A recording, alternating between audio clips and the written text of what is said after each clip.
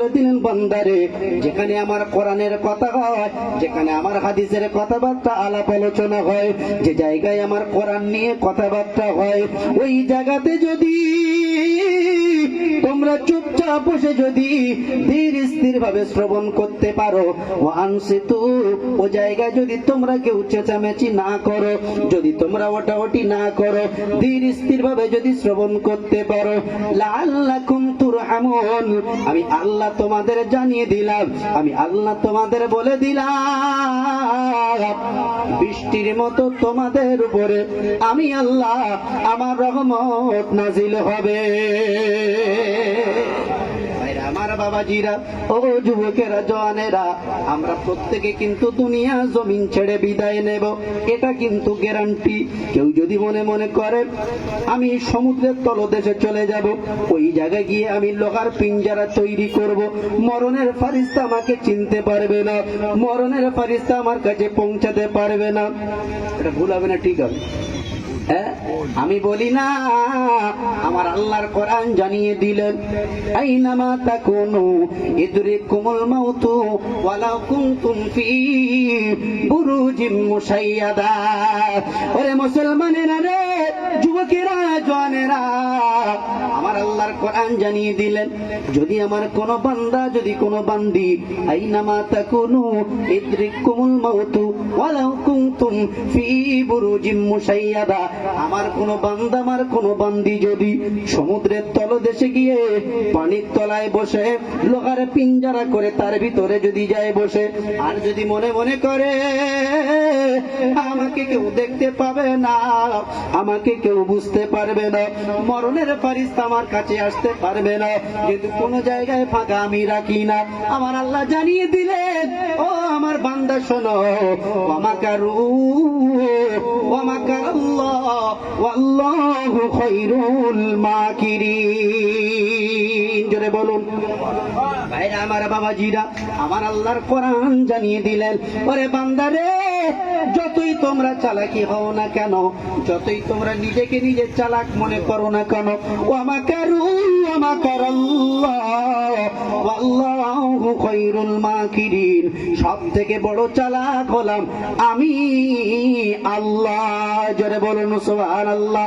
তাহলে কোন বান্দা যদি মনে মনে করে সমুদ্রের তলদেশে গিয়ে লোহার পিঞ্জারায় থাকবো, ফি বুরুজিম মুশাইয়াদা, শক্ত পিঞ্জারা করে, শক্ত মজবুত লোহার পিঞ্জারা করে তার ভিতরে থাকবো, না না না, কোন কায়দা চলবে না।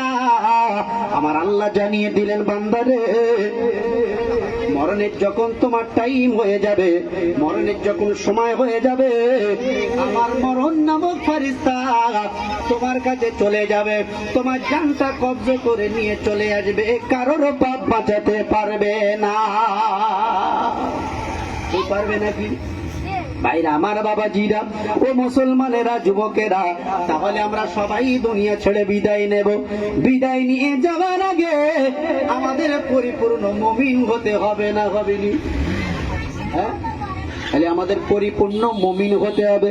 যদি বলেন হুজুর আমরা তো মাথায় টুপি দিয়ে ঘুরি, মুখেতে দাড়ি রাখি, গায়ে সুন্নতি লেবাস থাকে, আমরা তো মুমিন, তাহলে আবার কিরকম মুমিন হতে হবে? আর আমরা মুমিন কিনা আমার আল্লাহ নিজেই জানিয়ে দিয়েছেন।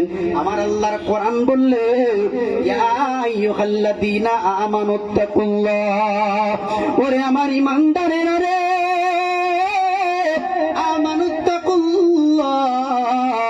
আমি আল্লাহ, তোমরা আমাকে দেখে ভয় করো, হাক্কা তুকাতিহি, ভয় করার মতন ভয় করো, ওয়ালা তামুতুন্না, ততক্ষণ পর্যন্ত তোমরা মরো না, ইল্লা ওয়া আনতুম মুসলিমুন, যতক্ষণ পর্যন্ত না তোমরা পরিপূর্ণ মুমিন হয়ে যাও।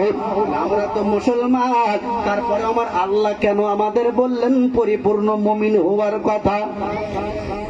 বিষয়টা গুরুতর না?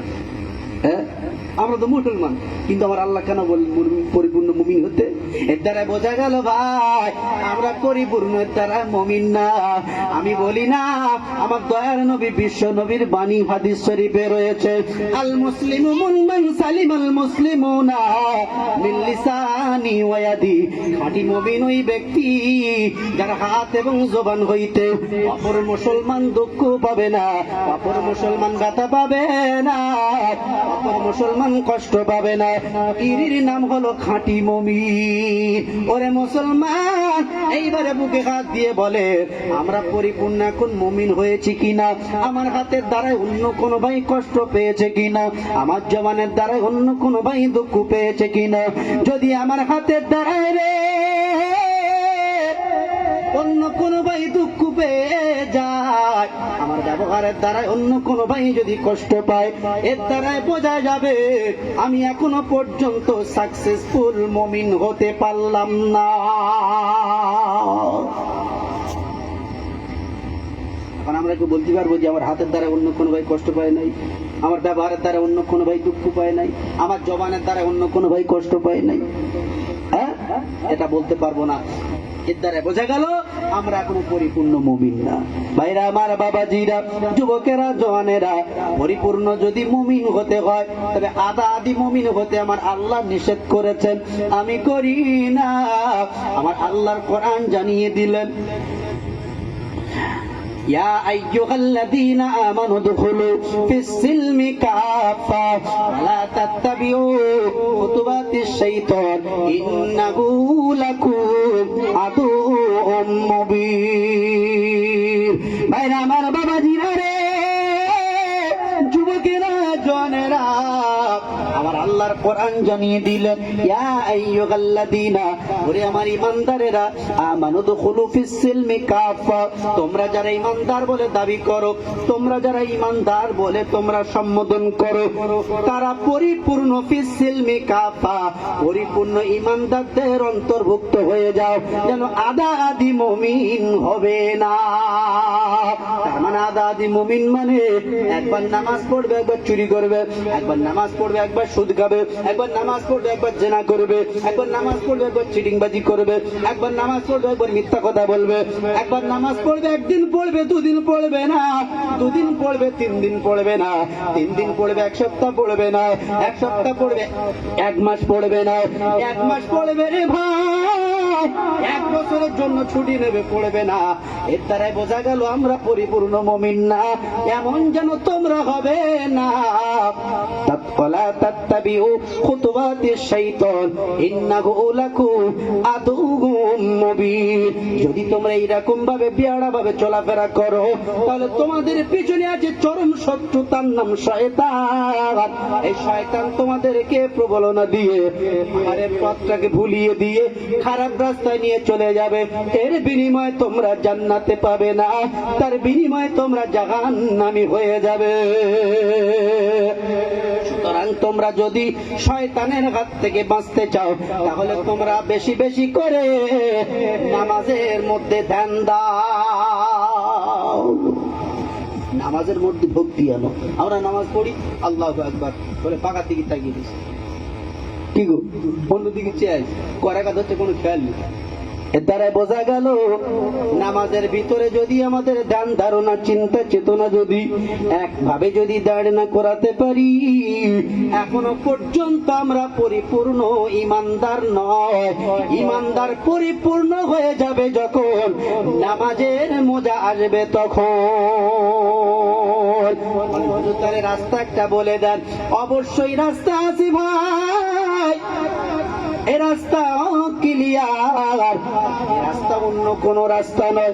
আমার আল্লাহ জানিয়ে দিলেন, বান্দা জীবনে যা অন্যায় করেছো, জীবনে যা পাপ করেছো, জীবনে যা ভুল করেছো, একটা বার রাতের অন্ধকারে উঠে যাও, নিরালা নির্জনে উঠে গিয়ে নির্জনে বসে গিয়ে আমি আল্লাহ, আমার নাম রহমান, আমার নাম রহিম, ওই রহমান আর রহিম নামের ওসিলা করে একবারে সেজদা দিয়ে 2 রাকাত করে 4 রাকাত তাহাজ্জুদের নামাজ পড়ে আমি আল্লাহ আমার কাছে সেজদা দিয়ে দিয়ে কাঁদো, এক ফোঁটা দু ফোঁটা চোখের পানির বিনিময় আমার বান্দা যখন আমার কাছে কাঁদে, গুনাহগার বান্দা বান্দিরা যখন কাঁদে, আসরের ময়দানে 70,000 ফারিস্তা লোহা জিঞ্জির দিয়ে জাহান্নামটাকে ধরে রাখবে, জাহান্নামকে ধরে রাখতে পারবে না, জাহান্নাম পেতে থাকবে।